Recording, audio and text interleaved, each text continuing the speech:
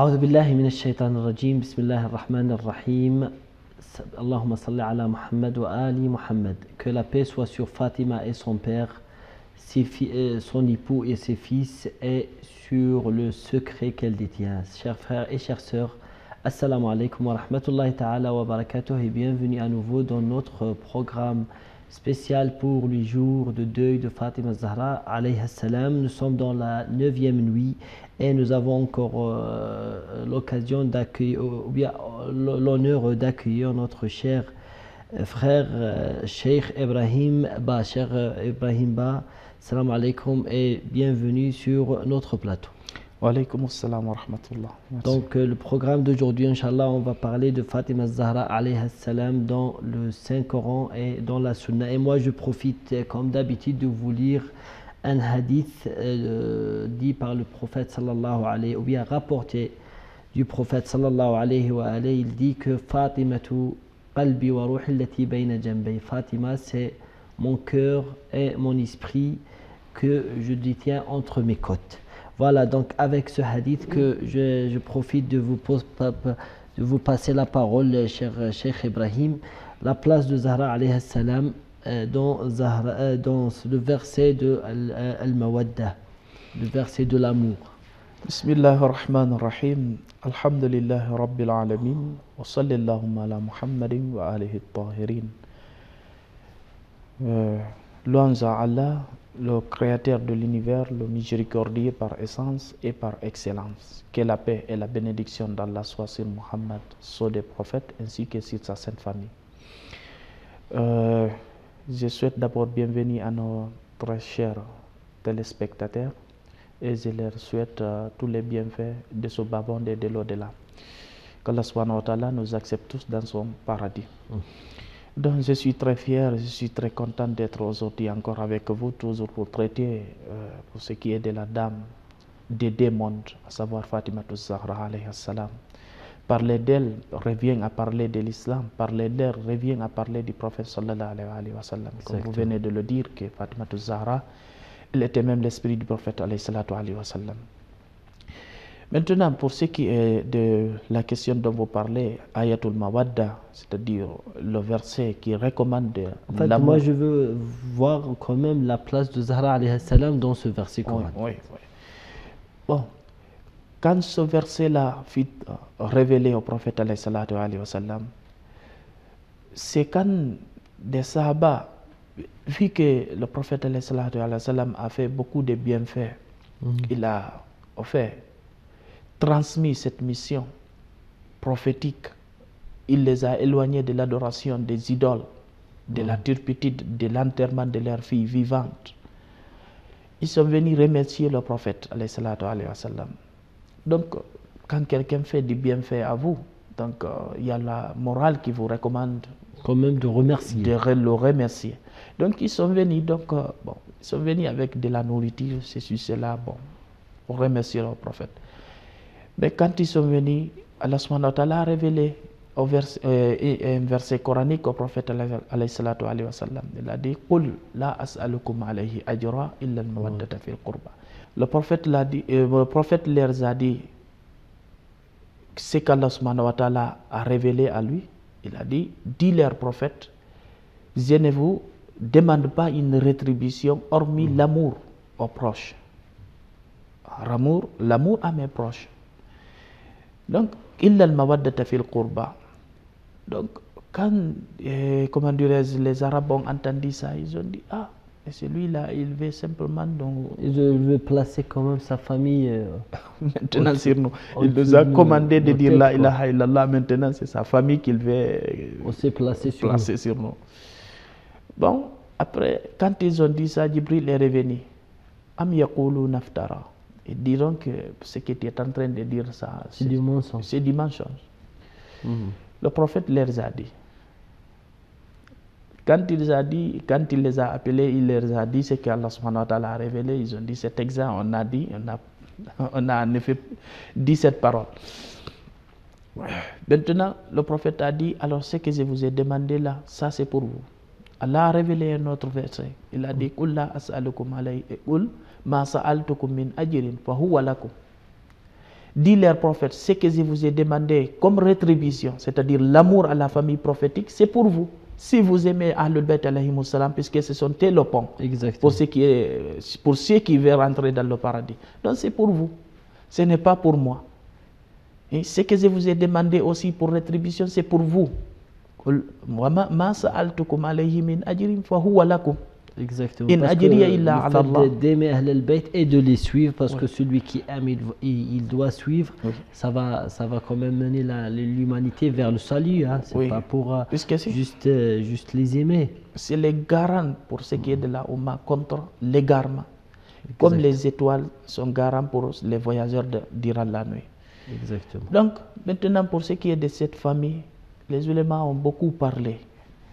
Mais le prophète, il a montré à plusieurs reprises, il a dit dans bon nombre de hadiths, que ceux-là qui sont visés par Al-Mawadda, Al-Qurba Huna, les proches, c'est Fatima Zahra, son époux et ses deux enfants.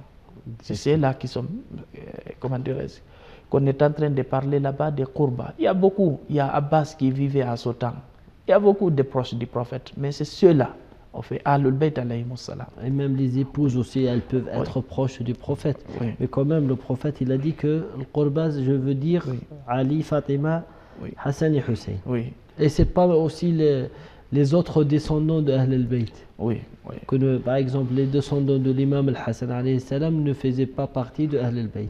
Et pas tous les descendants de l'imam al-Hussein aussi. C'est vrai que Zayn al-Abidin était le fils de l'imam al-Hussein alayhi salam. Il faisait partie des imams infaillibles qu'on doit suivre, mais ce n'est pas tous les descendants ou tous les enfants de l'imam al-Hussein étaient comme ça. Donc un nombre bien... Oui, les purifiés, les infaillibles. Les infaillibles, ils étaient bien délimités de la part d'Allah Azza wa Jal. Maintenant, qu'est-ce que vous pouvez nous dire sur le verset des vertueux ou bien sur Ayatul Abrar?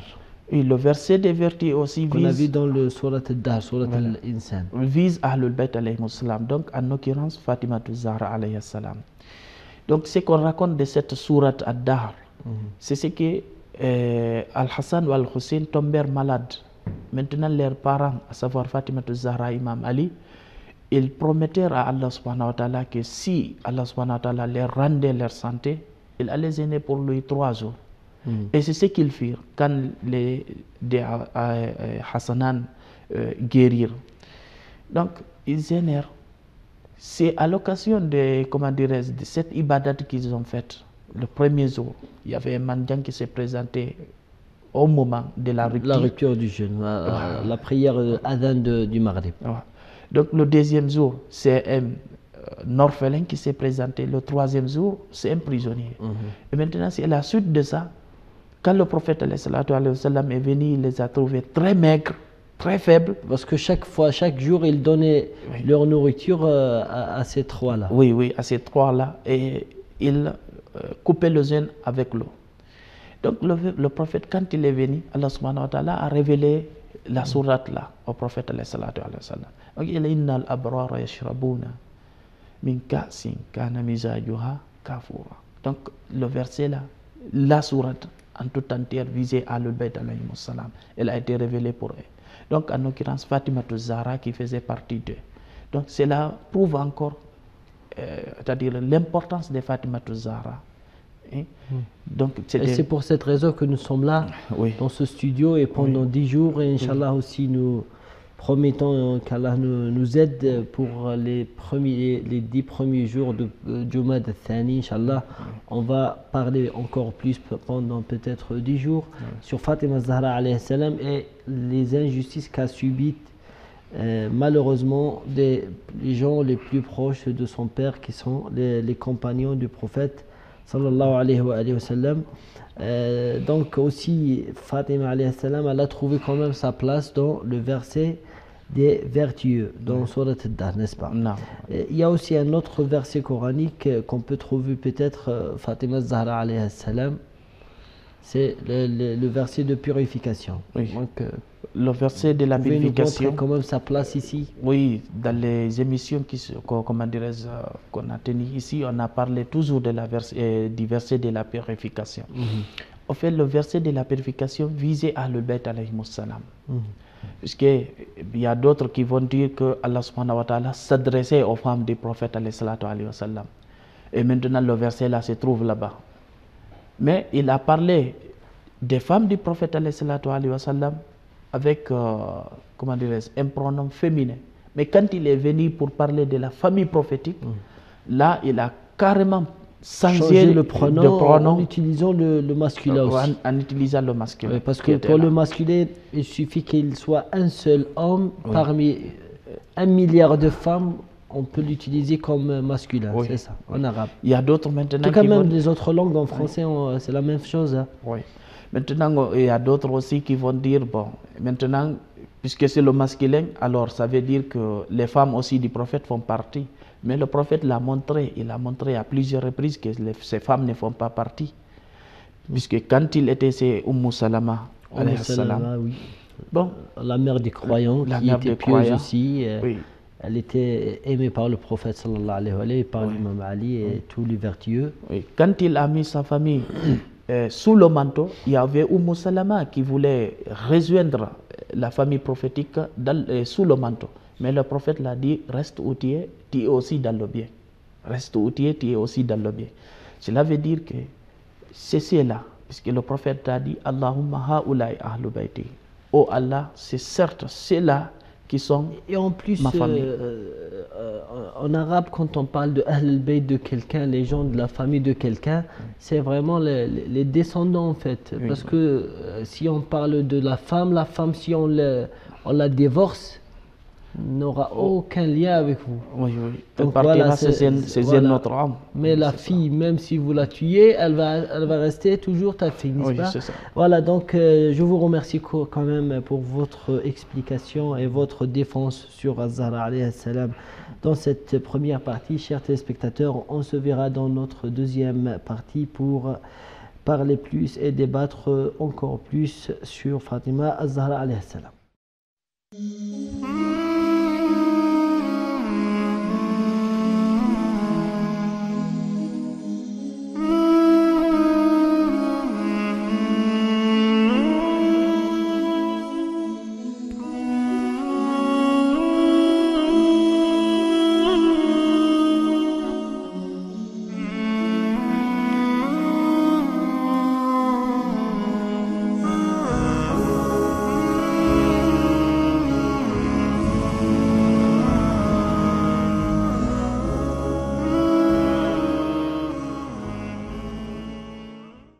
Bienvenue à nouveau, chers téléspectateurs, toujours dans Fatima Zahra, ou bien dans le sujet de Fatima Zahra alayhi salam dans le Coran et la Sunna. Et nous avons parlé, ou bien nous avons quand même traité sa place dans ce ayat al-Mawadda, le verset de l'amour, des vertueux, la purification, et nous a resté quand même le verset de la malédiction, ayat al-Mubahala. Donc où est maintenant Fatima Zahra alayhi salam dans ce verset coranique? Maintenant, dans ce verset, quelles sont d'abord les causes et circonstances de la révélation de ce verset au prophète alayhi salam? Donc c'était les chrétiens de Nazran qui étaient venus trouver le prophète alayhi salam, lui parlant de Isa alayhi salam. Donc ils ont discuté, le prophète alayhi salam, soit disant que lui il est Allah, il est fils d'Allah. Ils ont parlé. le prophète les a donné toutes En tout cas, il voulait les preuves. démentir le prophète Oui, sallallahu alayhi démentir wa le prophète alayhi salatu wa Le sallam, message du jusqu'à ce prophète. qu'il atteigne un niveau qui était insupportable. Là, Allah subhanahu wa ta'ala a révélé un verset disant au prophète alayhi salatu wa sallam Ben, parce qu'ils n'ont pas accepté quand même les preuves qu'a apporté que le prophète donnait. Pourtant, c'était du des début de la des bonnes sourate, preuves. oui, du début de la sourate Al-Imran jusqu'à ce niveau. Donc le prophèt dit فَمَنْ حَاجَّكَ فِيهِ مِنْ بَعْدِ مَا جَاءَكَ مِنَ الْعِلْمِ. C'est lui qui te discute maintenant. C'est lui qui te discute. يعني بعد ما جاءك من العلم. Après ce qui t'est venu comme science, comme preuve, dis-lui maintenant de faire quoi? Comme fait maintenant la malédiction. فَقُلْ تَعَالَوْا نَدْعُ أَبْنَاءَنَا وَأَبْنَاءَكُمْ. Dis, venez, nous allons appeler nos enfants et vous allez appeler vos enfants. وَنِسَاءَنَا وَنِسَاءَكُمْ. Nos femmes et vos femmes. وَأَنفُسَنَا وَأَنفُسَكُمْ. Nos âmes et vos âmes. Maintenant, le prophète alayhi salatu wa sallam, il a fait rendez-vous avec les chrétiens là, près de la ville, c'est-à-dire un peu loin de la ville de Médine. Ils se sont ils sont convenus de se rencontrer là-bas pour faire la malédiction. Maintenant, le jour de la malédiction, le prophète, il a pris, puisque Allah subhanahu wa ta'ala dit فَقُلْ تَعَالَوْا نَدْعُ أَبْنَاءَنَا وَأَبْنَاءَكُمْ. Il a pris Al-Hassan ou Al-Hussein, c'est-à-dire pour ce qui est de la part des enfants. وَنِسَاءَنَا وَنِسَاءَكُمْ. Il avait beaucoup de femmes. Vous savez, le prophète alayhi salam, au moment où il décédait, il avait 9 femmes qu'il avait restées. Mais le jour-là, il a pris qui? Il a pris Fatima Zahra. C'est elle seule qu'il avait pris. Et là aussi, tous les historiens sont d'accord que pour ce qui est des femmes, c'est Fatima Zahra simplement que le prophète avait fait venir avec lui. Donc, wa anfusana wa anfusakum. Le prophète a pris Imam Ali. Et voilà la preuve que l'imam Ali alayhi salam c'est nafs Rasulullah, c'est la même chose que le prophète. C'est la même chose le prophète sallallahu alayhi wa sallam, sauf que lui il n'a pas de révélation. Exactement. Donc, il n'y a pas de wahy avec lui. Donc le prophète a vu Fatima Zahra alayhi salam. Donc ce qui prouve que à de nouveau encore que la famille prophétique c'est ceux-là. Parce que là aussi le prophète alayhi salam, il a matérialisé cela. Il a montré à tous les compagnons. Dans plusieurs reprises. À plusieurs reprises. Là aussi, c'était une occasion de montrer l'importance de Fatima Zahra alayhi salam.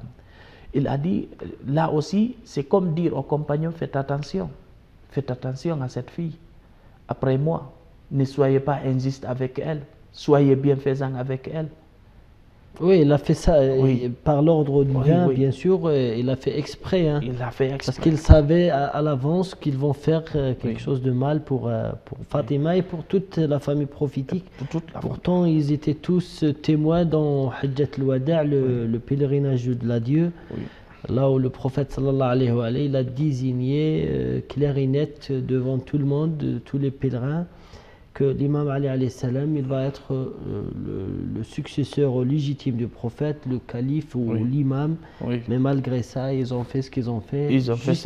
Quelques secondes peut-être après le martyre du saint prophète sallallahu alayhi wa sallam, et avant qu'il soit enterré même. Avant qu'il soit enterré. Voilà, c'est ça. Et c'est ça ce qui nous a quand même invité ici à parler de Fatima Zahra alayhi salam pour qu'on montre à vous, chers téléspectateurs, voilà, Mazloumiyat al-Zahra, c'est-à-dire les injustices qu'elle a subites.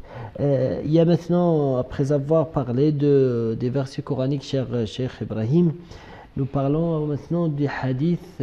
Certainement, vous nous avez préparé certainement pas mal de hadiths sur Fatima Zahra alayhi salam qui montrent sa place.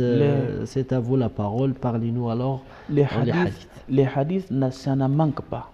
Ça ne manque pas du tout. Il y a beaucoup de hadiths que le prophète alayhi salam a parlé à propos de sa fille alayhi salam.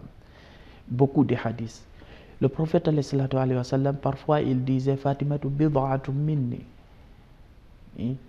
Yurdini ma yurdiha wa yubghiduni ma yubghiduha. Fatima est une partie de moi. Ce qui la rend contente me rend content. et ce qui la rend mécontente me rend mécontent aussi. Là aussi, c'est pour parler de l'importance de cette fille.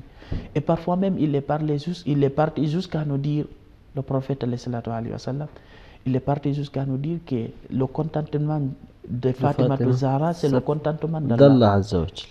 Oui. Et son mécontentement aussi, c'est le mécontentement d'Allah subhanahu wa ta'ala. Donc, ce qui prouve encore une fois de plus l'importance de cette femme-là. Voilà, c'est aussi sa qualité d'infaillible, sa qualité d'infaillible. Et c'est aussi pour nous dire et pour vous dire aussi à vous, chers téléspectateurs, que voilà la place de Fatima Zahra alayhi salam. Oui. Et si vous croyez en prophète de Dieu, dans sa parole, voilà ce qu'il a dit. Et quand vous lisez l'histoire, vous allez voir comment ils l'ont traité malheureusement. Oui. C'est pour dire encore une fois de plus, faites attention à cette fille. Donc quand elle vous dit quelque chose, quand elle se dispute avec quelqu'un, prenez sa part. Exactement. Oui, prenez sa part. Prendre la part de Fatima Zahra revient à prendre la part de Dieu. Il n'y a pas à dire là-bas que celui-là, il est khalif, il a discuté avec Fatima Zahra. Bon, maintenant c'est un khalif. Le fait d'être khalif ne rend pas la personne infaillible. Ne rend pas la personne infaillible. Exactement. Donc on doit accepter les injonctions d'Allah subhanahu wa ta'ala, les injonctions du prophète alayhi wa sallam. C'est ce qu'on appelle l'islam en fait. Mais quand on refuse cela pour dire soi-disant de protéger quelqu'un, c'est très malheureux. C'est très malheureux vraiment. Exactement. Il essaye de protéger les compagnons en faveur du prophète. Oui, au dépend du prophète, au dépend de sa famille. Du prophète et de sa famille, voilà. Il y a d'autres hadiths? Oui, il y a d'autres hadiths aussi que le prophète alayhi wa sallam parlait toujours de Fatima Zahra alayhi salam. Le prophète nous a dit dans un hadith que Fatima Zahra était la dame des deux mondes. C'est-à-dire, oui, elle était la plus grande dame de l'humanité. Quand elle a dit ça à Fatima Zahra, elle a dit, et maintenant, pour ce qui est de Mariam, Mariam, qu'il y a un verset coranique qui est révélé sur le prophète sallallahu alayhi wa sallam qui parle de ça. Oui, étant donné aussi que les anges parlaient à Marie. Ya Mariam, inna Allah astafaki wa taharaki wa astafaki ala nisa'il alamin. Donc, il y avait tas de choses que Mariam alayhi salam bénéficiait de la part de Dieu. En tout cas, on laisse l'explication de ce hadith juste après la deuxième pause. On la prend et après, Inch'Allah, on revient Inch'Allah à notre débat. Chers téléspectateurs, prenons une deuxième pause et juste après, nous allons continuer notre discussion. Restez avec nous.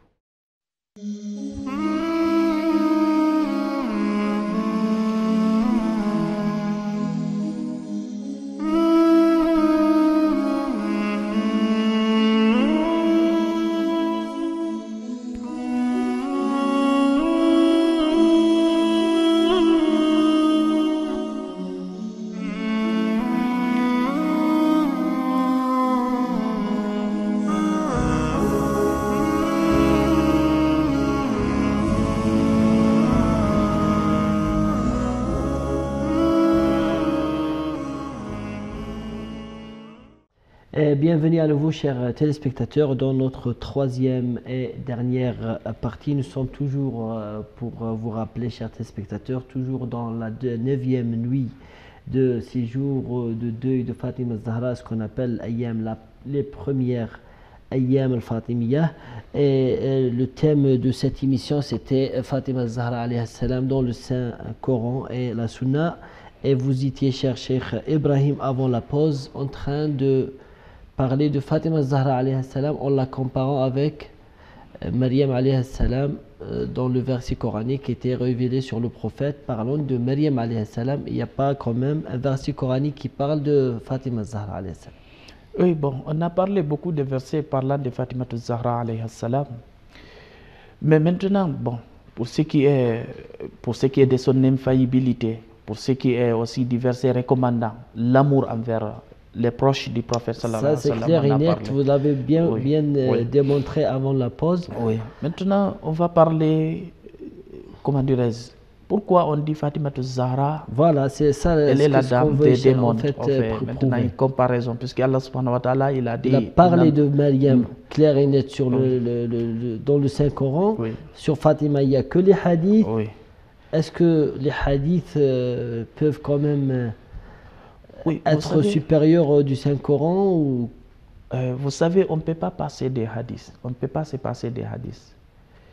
Bon, pour ce qui est maintenant du verset parlant de Maryam alayhi salam, Inna Allah astafaki wa tahharaki wa astafaki ala nisa'il alamin. C'est-à-dire, il t'a choisi sur toutes les femmes des deux mondes. Voilà. Maintenant, pour ce qui est des alamin hunak, le prophète l'a expliqué. Et les ulémas aussi sont d'accord, puisque quand il parlait aussi des enfants d'Israël, il les a dit, il a parlé aussi d'alamin là-bas.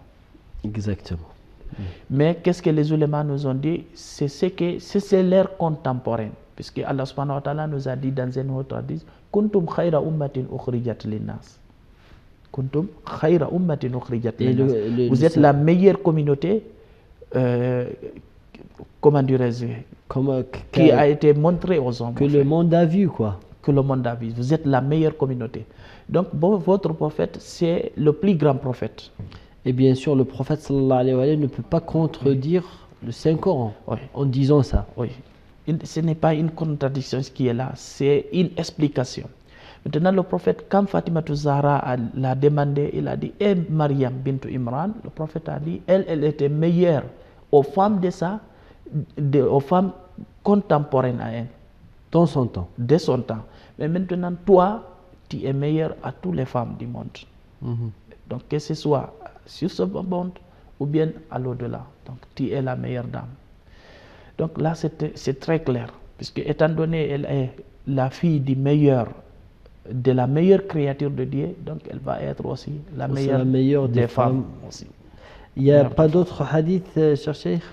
Donc, il y a un autre hadith. Le prophète, alayhi wa sallam, là, il a comparé sa famille, la famille prophétique, à l'arche de Noé.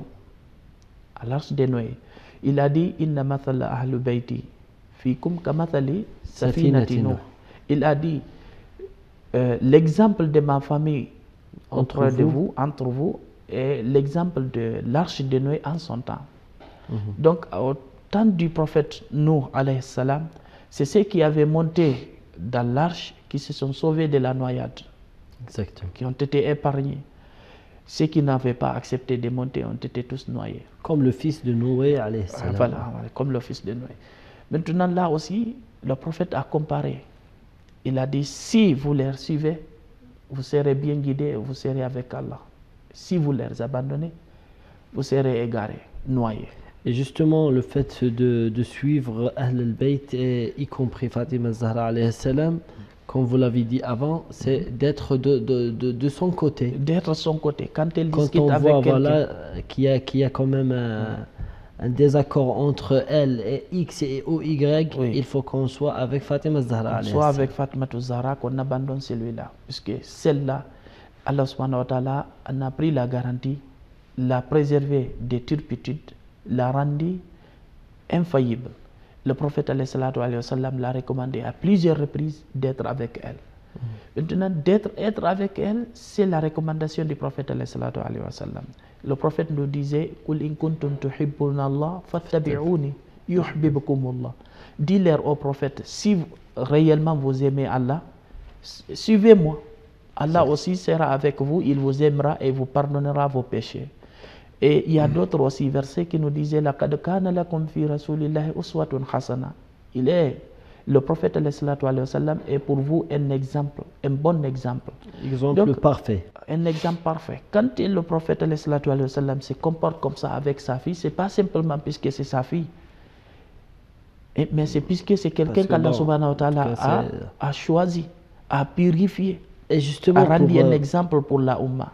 Pardonnez-moi, justement, en parlant de Fatima Zahra alayhi salam, ces jours de deuil, voilà, j'essaie de formuler la question ainsi. Le fait que tout ce que vous avez dit, c'est déjà écrit dans tous les livres, qu'ils soient chiites ou sunnites.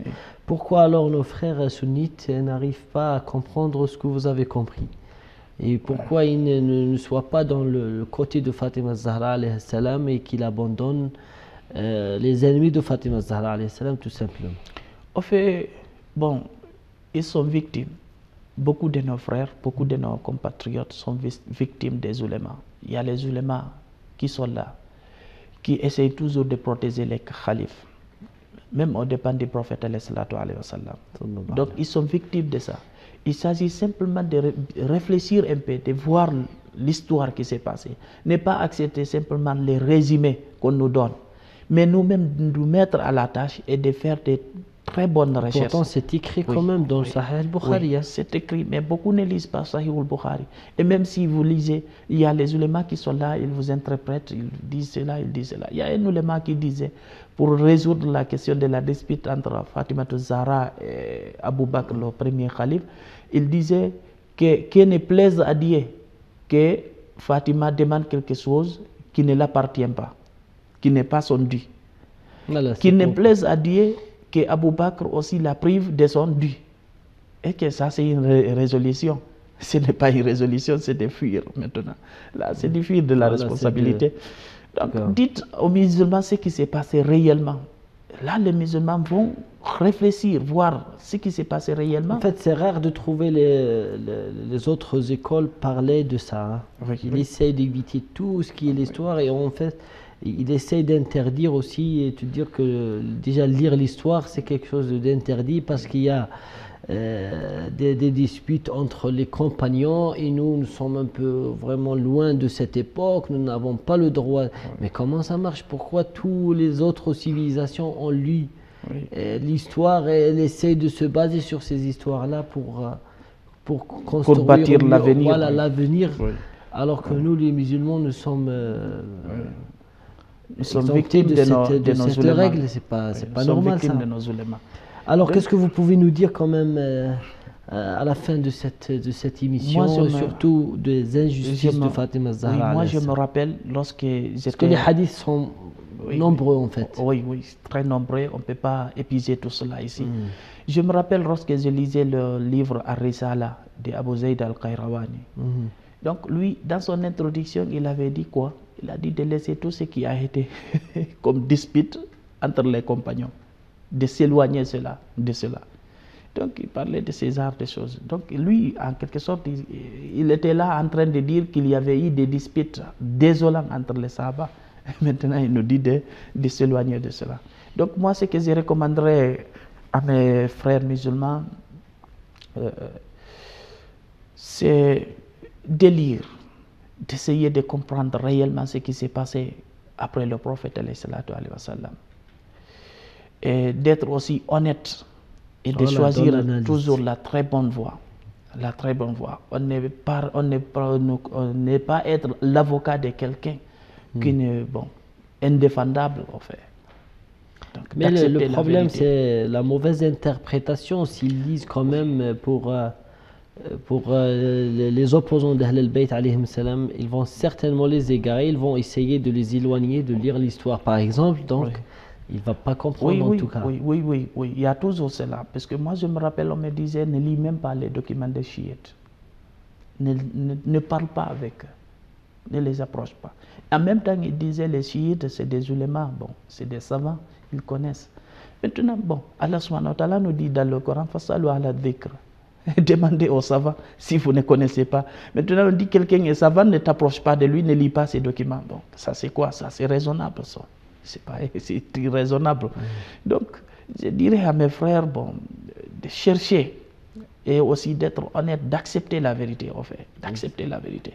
On ne peut pas aimer Fatima Zahra et aimer son ennemi en même temps. Ça, c'est impossible. Celui qui l'a menacé quand même et il voulait brûler sa maison sur elle. On ne peut pas avoir deux vérités à la fois. On ne peut pas avoir deux vérités à la fois. Fatima Zahra est la vérité et Abu Bakr est la vérité en même temps. Les compagnons du prophète en général. Donc, c'est impossible. C'est impossible. Et qu'est-ce que je voulais que je vous dise? Maintenant, le fait qu'on est en train de parler, j'aime bien toujours vous poser cette question. Je ne sais pas ce que je vous ai déjà posé ou non, mais peut-être pour les invités qui sont venus avant vous dans cette émission. Quand on parle de ça, cher Cheikh, c'est pas une incitation à la haine contre les autres écoles quand on parle de ces histoires-là? Pas du tout. D'après vous? Pas du tout. Ce n'est pas une incitation à la haine. Là, on est en train de parler les vérités de l'histoire. On est en train de parler du Coran. Ce qu'on a parlé ici, c'est des versets coraniques. On a parlé des circonstances de révélation dont tous les éléments sont unanimes. Mais ils vont vous dire que pourquoi chaque année vous commémorez ces événements qui y a plein de divergences là-dessus. Oui. C'est comme si vous êtes en train de chercher les problèmes avec les autres écoles. Oh, pas du tout, pas du tout. On est en train de dire à la communauté musulmane, hey, écoutez, le prophète nous a laissé des choses. Si vous vous attachez à une seule chose et vous laissez l'autre, ça n'a rien à voir. Ça n'a rien à voir.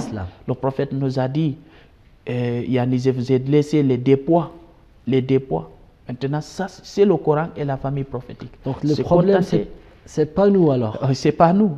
C'est contenter simplement du premier point, c'est-à-dire le Coran et laisser l'autre. Chacun a son studio, chacun a sa chaîne et chacun a sa mosquée pour qu'il parle. Et voilà, nous sommes en train de parler, de discuter scientifiquement de celui-là qui a une preuve contre nous.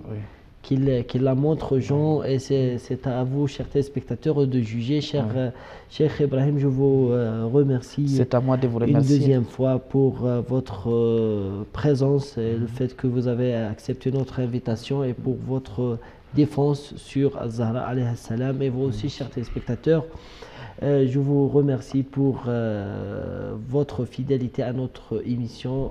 Soyez ou bien notre prochain rendez-vous, Inch'Allah, ça sera demain, Inch'Allah. Assalamu alaikum wa rahmatullahi ta'ala wa barakatuh.